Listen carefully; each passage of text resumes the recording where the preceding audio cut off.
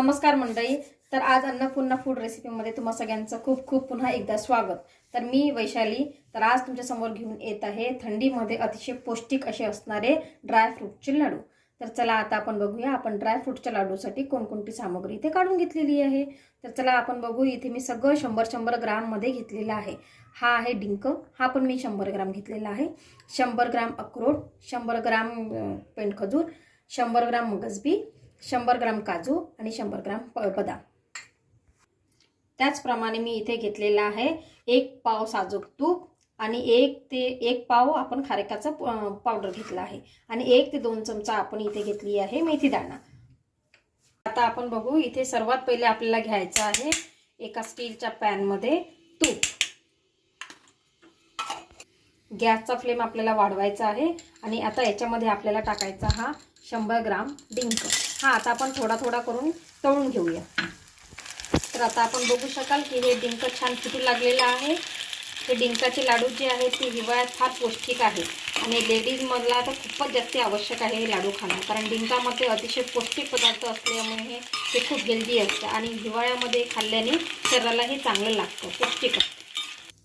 तर अशा पद्धतीने आपण इथे हा जो पूर्ण डिंक होता तो आपण तळून घेतलेला आहे. त्याचप्रमाणे आता एक एक करून आपण हे सगळे जे ड्रायफ्रुट्स आहेत त्या तुपामध्ये आपल्याला तळून घ्यायचे आहे. तर आता आपण बघू शकता आता मी याच्यामध्ये टाकला आहे अक्रोड. आता अक्रोड पण थोडा तुपात आपण भाजून घेऊया. आता आपण बघू शकाल मी आता याच्यामध्ये काजू टाकलेला आहे. आता हा काजू पण आपल्याला फ्राय करून घ्यायचा तुपामध्ये.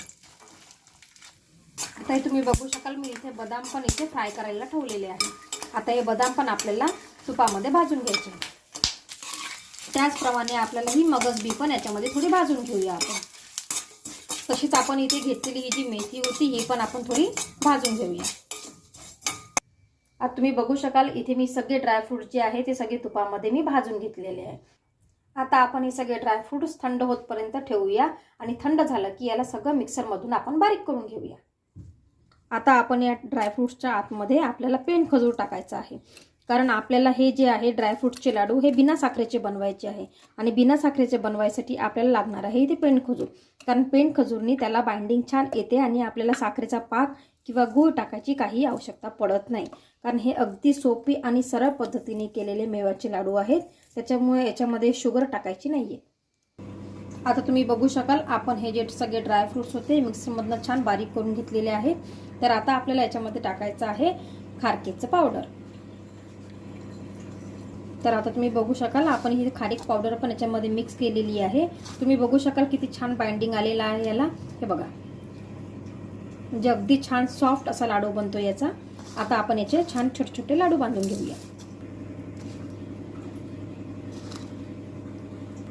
आता आपल्याला याच्यावर पुन्हा 1 चमचा साजूक तूप टाकून घ्यायचं आहे. तूप टाकल्यानंतर आता याला आपण पुन्हा एकदा चांगला मिक्स करून घेऊया.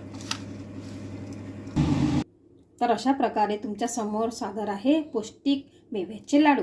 तर ही अगदी सोपी आणि सरळ पद्धतीने केलेले मेव्याचे जे लाडू आहे तुम्ही सगळे अगदी मनापासून ट्राय करा आणि माझ्या चॅनलवर जर तुम्ही नवीन असेल तर माझ्या चॅनलला लाईक आणि सबस्क्राईब करायला विसरू नका.